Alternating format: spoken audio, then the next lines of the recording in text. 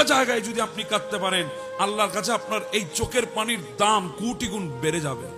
এক নাম্বার, কোরআন তেলাওয়াত শুনে যদি কেউ চোখের পানি ফেলতে পারে।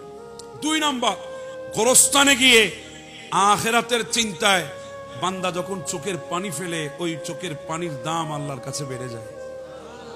তিন নাম্বার, সিজদায় পড়ে আল্লাহর দরবারে চোখের পানি ছেড়ে দিয়েছে, ওই চোখের পানির দাম আল্লাহর কাছে বেড়ে যাবে।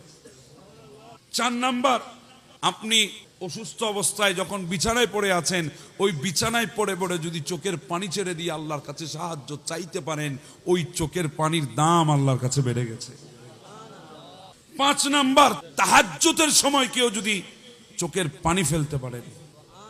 ছয় নাম্বার, নিজের গুনাহকে স্মরণ করে কেউ যদি চোখের পানি ফেলে, আল্লাহ আমি এই গুনাহগুলো করেছি জিন্দেগিতে, এগুলো তো আমার মনে আছে, আরো অনেক গুনাহ আছে আমি জানি না, অথচ তুমি জানো, আল্লাহ মাফ করে দাও। নিজের গুনাহ স্মরণ করে শর্মিন্দা হয়ে লজ্জিত হয়ে চোখের পানি যদি কেউ ছাড়তে পারে, ওই চোখের পানির দাম আল্লাহর কাছে বেড়ে যায়।